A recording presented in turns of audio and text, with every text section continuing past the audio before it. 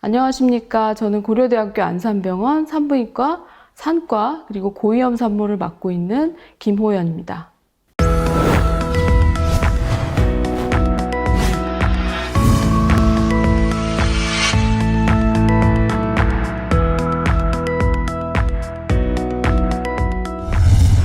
고위험 임신은 임신을 하게 되면 산모와 아이가 더 많이 아플 수 있고 사망률이 증가하는 질환을 얘기를 합니다.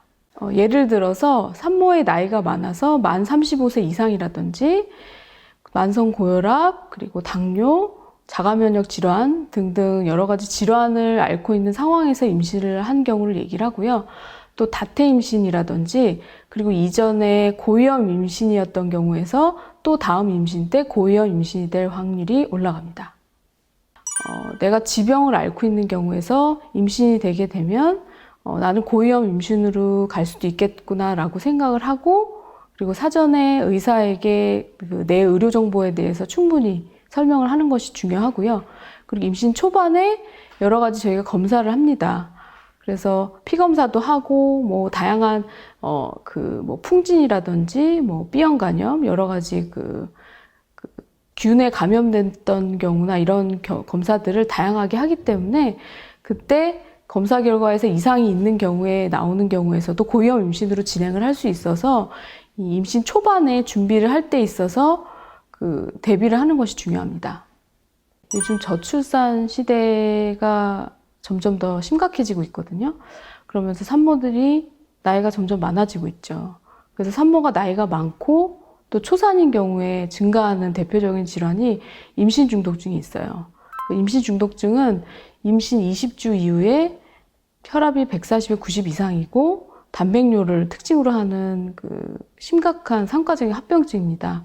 근데 임신 중독증의 아직 치료 방법은 분만밖에 없기 때문에 이 조산 가능성이 증가할 수 있는 거죠.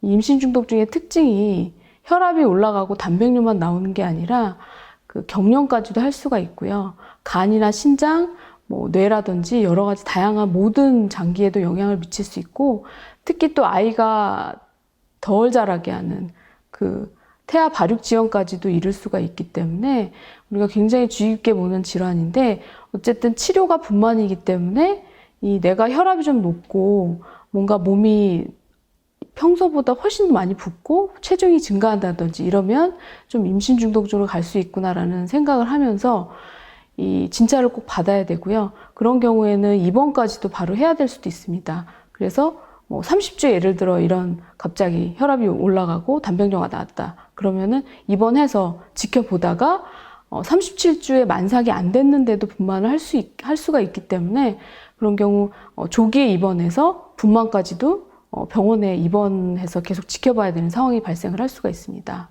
또 당뇨 합병증이 같이 동반이 되는 경우가 있어요. 그러니까 당뇨가 내가 있는데 임신을 하게 되면 문제는 이 당뇨는 당이 조절이 안 되는데 이 당이 태아에게로 많이 넘어갑니다. 다 넘어가기 때문에 이 임신 초반기에 당 조절을 안 하게 되면 유산이나 태아 기형까지도 이룰 수가 있기 때문에 내가 당뇨가 있으면 임신 초반부터 당 조절을 철저히 하고 임신 준비를 하는 것이 중요합니다. 그리고 임신성 당뇨는 보통 우리나라 여성들이 임신성 당뇨가 고위험군에 속해요. 그래서 임신성 당뇨 스크리닝 검사를 꼭 하는데, 임신성 당뇨는 24에서 28주에 스크리닝 검사를 해서 양성이 나오면 그 다음부터 인슐린 치료를 하게 됩니다. 근데 임신성 당뇨가 문제가 뭐냐면 이 당이 태아에게 많이 넘어가게 되면 태아에서 성장 호르몬이 많이 촉진이 돼서 거대아가 발생하게 되는데, 이 거대아는 몸만 큰 거지 호흡기 같은 경우는 좀 부실할 수 있기 때문에 나와서 기계적인 호흡도 할 수도 있고 이런 확률이 증가를 합니다. 그리고 또 거대하기 때문에 태어날 때 힘들게 태어날 수 있는 거죠. 우리가 난산이라고 하죠. 난산 가능성도 올라가고 또 제왕절개율도 올라가는데 기여를 할 수 있기 때문에 이 거대아가 발생하지 않게 임신 중에 당 조절을 잘하는 것이 중요합니다. 요즘 불임이 증가하고 있습니다. 그러면서 불임이 증가함에 따라서 보조생식술이라는 시험관 임신도 증가하고 있는데, 시험관 임신을 하게 되면서 다태 임신이 증가를 했습니다. 그래서 자태 임신을 흔하게 좀 볼 수가 있는데요. 특히 쌍둥이 임신을 볼 수가 있죠.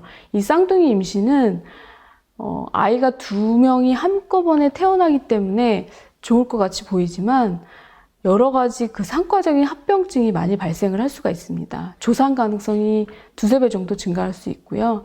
뭐 자궁경부 무력증, 임신 중독증, 당뇨까지도 증가할 수 있기 때문에 이 쌍둥이 임신을 하게 되면 저희가 고위험 임신에 바로 분류를 합니다.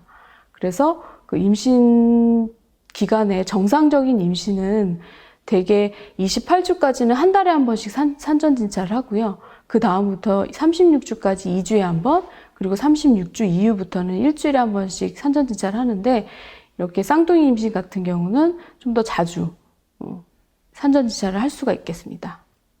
조사안의 경우는 이전에 조사안의 과거력이 있거나 저희가 요즘은 자궁경부 길이를 초음파로 측정을 합니다. 근데 경부 길이가 짧은 경우에서 조산이 확률이 올라갈 수 있는데 이 둘 다 증가하고 있어서 최근에는 조산을 예방하기 위해서 프로게스테론이라는 약도 사용을 하고 있습니다. 이 기존에 조산을 경험했던 분이 보통 그 다음 임신 때 20에서 30% 정도 조산할 확률이 증가하기 때문에 이에 대해서 본인이 인지하고 또 의료인에게 내가 과거에 몇 주에 임신해서 분만을 했는지 얘기하는 것이 굉장히 중요합니다. 산후출혈은 분만한 모든 임신부의 한 2에서 3% 정도 발생을 합니다. 이 아기를 낳고 나서 태반이 떨어지고 자궁 수축이 이루어지면서 질출혈이 멈추게 되는데 기본적으로는 500cc 정도 이하로 출혈이 되는데 그 이상 1000cc 이상으로 계속 출혈이 되는 경우를 산후출혈이라고 얘기를 합니다. 이 산후출혈이 계속 되게 되면 엄마가 아무래도 피가 모자라니까 빈혈이 생기게 되고 급기야는 저혈량성 쇼크나 아니면 사망에까지 이를 수가 있습니다. 그래서 빨리 이 수액 보충이나 수혈을 해줘야 되는데 저희는 사실 개인 병원에서 정상 분만을 많이 하게 되거든요. 근데 개인 병원은 혈액의 수급이 제한적이기 때문에 아무래도 상급 종합병원 같은 경우는 이 피의 수급이 좀 더 잘 되어 있어서 이 산후출혈이 조금 예상이 된다, 질출혈이 지속이 되고 있다 그러면 빨리 상급 종합병원으로 전원을 하는 것이 중요하겠습니다.